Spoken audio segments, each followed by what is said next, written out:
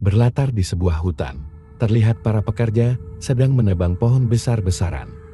Ternyata tujuan mereka menebang pohon itu adalah untuk membuat jalur rel kereta api, untuk sebuah kawasan pariwisata dan sebagainya. Para pekerja itu bekerja tanpa henti hingga akhirnya tengah malam pun tiba. Dan karena mandor sudah ditunggu oleh istrinya, mereka pun disuruh pulang dan melanjutkan pekerjaan esok harinya. Namun ada dua pekerja di sana yang lebih memilih untuk lembur bekerja. Tujuannya agar istri mereka tidak marah-marah karena kekurangan uang belanja. Dan anak mereka yang meminta dibelikan hadiah di hari ulang tahunnya. Oleh karena itulah, dua pekerja itu bekerja tanpa mengenal rasa lelah. Lalu, salah satu pekerja masuk ke dalam goa. Namun, setelah cukup lama, pekerja itu menyadari kalau temannya tak kunjung kembali. Kemudian, dia pun berinisiatif untuk mengecek ke dalam gua tersebut. Dan alangkah terkejutnya dia setelah melihat bahwa temannya sudah mati mengenaskan. Scene pun beralih ke beberapa bulan kemudian. Di sana, sedang diadakan acara peresmian dibukanya jalan kereta api Sangkara. Acara itu dihadiri oleh seorang bupati yang bernama Bara, dan juga investor utama di jalan kereta tersebut yang bernama Santoso.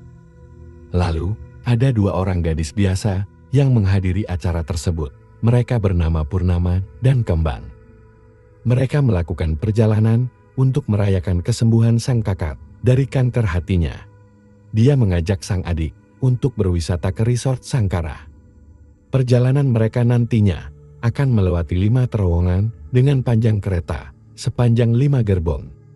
Di sana juga terlihat ada ibu-ibu yang penampilannya agak lusuh. Dia bernama Ramla. Dia adalah istri dari pekerja yang tewas yang ada di awal cerita. Dia melakukan perjalanan itu berniat untuk mencari suaminya yang hilang. Di sana juga terlihat banyak sekali ibu-ibu yang berteriak karena suami mereka yang bekerja untuk membangun rel tersebut menghilang. Tak pernah ada kabar sedikit pun tentang suami mereka. Namun apalah daya, ibu-ibu itu hanyalah rakyat sipil yang tak punya harta dan kuasa. Tak lama kemudian, mereka segera disingkirkan oleh petugas yang ada di sana. Lalu di sana terlihat ada seorang pria muda yang bekerja di kereta tersebut. Dia bernama Tekun. Di sini Purnama meminta tolong kepada Tekun untuk mengabadikan foto. Purnama dan Kembang kemudian masuk ke dalam kereta tersebut dan mereka duduk di gerbong paling belakang, yaitu gerbong nomor 5. Sementara itu, Ramla duduk di gerbong nomor 4. Dan akhirnya, kereta api rute Sangkara pun memulai perjalanan pertamanya. Gerbong pertama merupakan kelas paling atas. Di sana ada Rama, Santoso, dan investor lainnya yang sedang merayakan keberhasilan mereka. Gerbong kedua ditempati oleh orang-orang yang mengambil tiket VIP. Gerbong ketiga, 4, dan 5 ditempati oleh orang-orang hemat atau kelas ekonomi. Selama perjalanan, Ramla hanya melamun, lalu dia melihat sosok suaminya yang ternyata juga ada di kereta tersebut. Lalu, dia pun segera berlari untuk menemuinya. Dia masuk ke gerbong 3, namun anehnya, dia tidak menemukan suaminya. Dia hanya menemukan seorang pria asing di sana. Di sisi lain, Kembang yang tengah duduk santai, melihat sebuah keanehan. Dia melihat seekor burung hitam yang terbang, lalu menabrakkan dirinya ke gerbong kereta. Kembang sangat kaget dengan kejadian tersebut. Lalu tiba-tiba, Purnama pun mengatakan kalau dia ingin pergi ke toilet. Purnama pun langsung pergi begitu saja ke toilet yang ada di gerbong itu. Namun ternyata di sana juga banyak sekali orang yang mengantri. Karena Purnama tidak mau mengantri, dia pun memutuskan untuk pergi ke gerbong 4 dan berniat untuk meminjam toiletnya. Di sisi lain, Kembang membuka buku diari kakaknya. Dan di dalamnya, dia menemukan banyak sekali bentuk rasa sayang Purnama kepada dirinya. Dia tidak pernah mengira bahwa ternyata Purnama sebegitu sayangnya kepada Kembang. Purnama pergi ke toilet untuk muntah, karena ternyata selama ini dia menyembunyikan penyakitnya kepada adiknya. Singkat cerita, akhirnya kereta pun memasuki terowongan pertama. Kembang pun lalu merasa bahwa kakaknya sudah terlalu lama pergi. Lalu, dia pun pergi untuk menyusul kakaknya ke gerbong 4. Awalnya, gerbong itu terlihat baik-baik saja. Namun semuanya berubah seketika saat di sana ada penampakan hantu seorang anak kecil yang tiba-tiba muncul. Dan tiba-tiba saja, gerbong kelima sudah terpisah dengan gerbong lainnya. Kembang akhirnya bertemu dengan kakaknya dan menyadari bahwa gerbong kelima di kereta itu telah terpisah. Lalu kemudian mereka berdua pun mendatangi Tekun di koridor kantin. Saat itu dengan rasa takut dan cemas, mereka memberitahu situasinya bahwa gerbong kelima terpisah setelah melewati terowongan pertama. Setelah mendengar dan mengetahui hal tersebut, para penumpang di gerbong 4 mulai panik dan ketakutan. Namun, Tekun langsung menenangkan situasi. Dia mengatakan kalau gerbong 5 sengaja mereka tinggalkan karena sedang ada perbaikan dan kesalahan teknis. Kemudian setelah itu, Purnama meminta izin lagi kepada Kembang untuk kembali ke toilet. Lalu tiba-tiba, seorang dokter yang pernah merawat Purnama menelepon Kembang. Dan dokter itu menitipkan pesan kepada Kembang untuk menyuruh kakaknya banyak-banyak istirahat. Karena ternyata, fakta sebenarnya adalah Purnama telah menjalani operasi kanker hati, akan tetapi operasi itu gagal. Lalu setelah Purnama kembali dari toilet, Kembang mengatakan semuanya kepada Purnama. Dan Kembang merasa kecewa kepada kakaknya karena telah membohonginya. Purnama pun mengatakan kalau dia terpaksa melakukan itu karena menurutnya dia tidak akan pernah sembuh dari kankernya. Daripada dia mati sia-sia, lebih baik dia menghabiskan sisa hidupnya dengan Kembang dan untuk melihat Kembang tersenyum dan bahagia. Karena dengan itu, dia akan mati dengan cara bahagia juga. Mereka harus saling menyayangi, karena ternyata mereka berdua adalah piatu, dan ayah mereka tidak pernah peduli kepada mereka berdua. Lalu setelah itu, kereta pun memasuki terowongan yang kedua.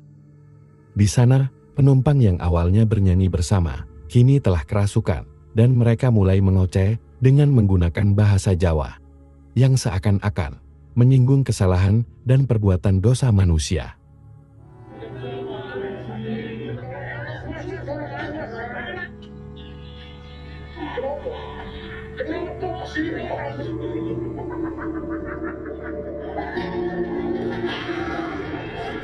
Kemudian muncul sosok yang menyeramkan yang merangkak di langit-langit gerbong itu. Kembang yang melihat kejadian itu berteriak histeris dan ketakutan.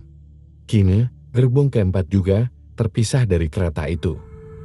Setelah itu, Bara dan Santoso akhirnya menyadari kejadian tersebut. Santoso yang merasa kebingungan meminta Bara untuk menjelaskan tentang apa yang barusan terjadi.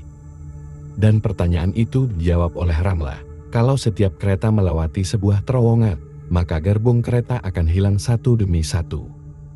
Bara yang mendengar itu malah tertawa sambil mengatakan kalau itu semua hanyalah kesalahan teknis dan mengolok-olok Ramla kalau omongannya itu ngawur.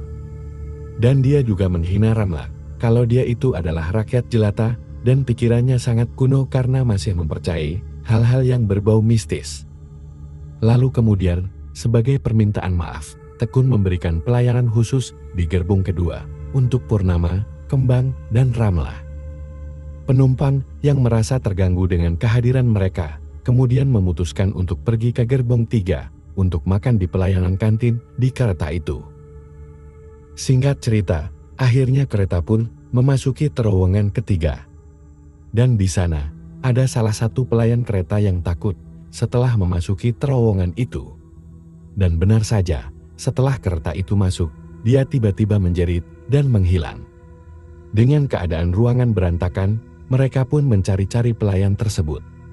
Namun, tak lama kemudian, Santoso melihat penampakan mayat hidup. Dan dia pun menyuruh semua orang yang ada di sana untuk tidak bersuara.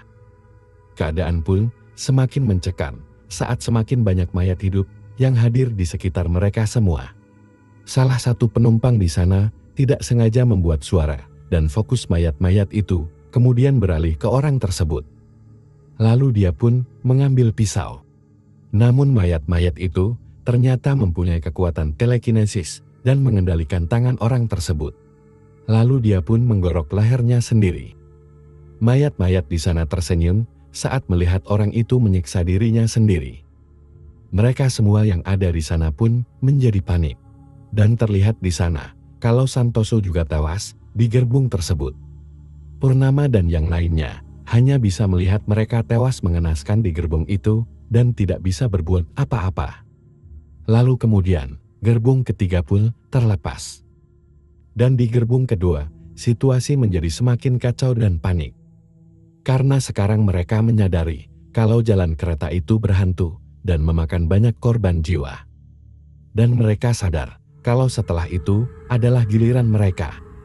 Keributan pun terjadi di antara mereka, dan Purnama tidak sengaja menikam seorang pria, hingga mati saat itu juga. Lalu setelah itu, mereka berempat pun masuk ke gerbong 1. Dan bersamaan dengan itu, kereta pun masuk ke terowongan selanjutnya. Hal itu membuat penunggu di kawasan itu muncul kembali. Dan si penunggu itu lalu membunuh semua penumpang yang ada di gerbong 2. Dengan sangat mengerikan, orang-orang yang ada di sana dipukul, dicakar, diterbangkan, dan dikendalikan oleh hantu nenek-nenek tersebut. Dan saat ini, kereta pun menyisakan hanya tinggal 1 gerbong lagi. Bara yang ketakutan pun masuk ke dalam ruangan masinis dan mengunci pintu itu.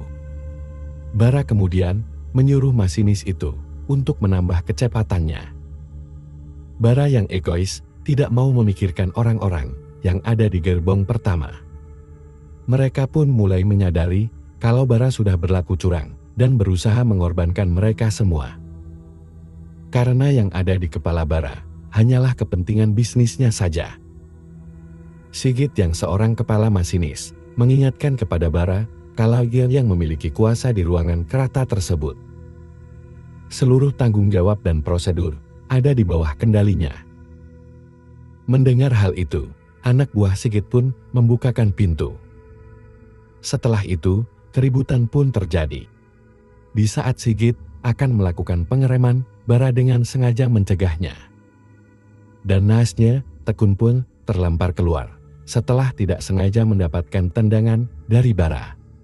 Dan pada akhirnya, kereta pun berhenti saat akan masuk ke terowongan selanjutnya.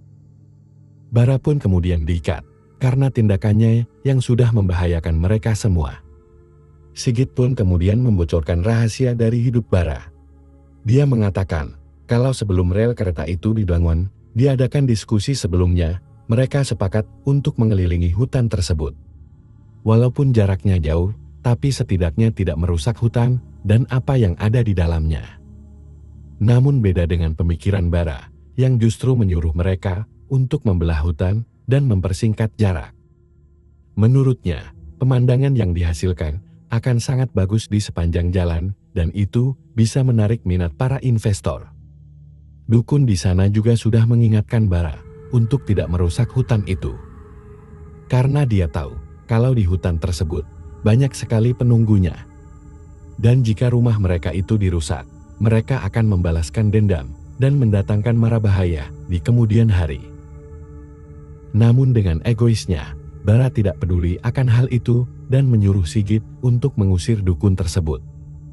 Karena yang ada di otak Bara hanyalah uang dan janda. Setelah semua kejadian itu, mereka pun keluar dari gerbong kereta tersebut dan meninggalkan Bara seorang diri di dalam kereta. Mereka semua berniat untuk berjalan kaki dan mencari pertolongan terdekat. Dan tiba-tiba, satu persatu orang yang ada di sana ditarik ke dalam semak-semak. Lalu, ratu penunggu di sana pun menunjukkan wujudnya kepada mereka. Mereka akhirnya menyadari kalau penunggu tersebut akan keluar di setiap tempat yang gelap, bukan hanya di terowongan itu saja.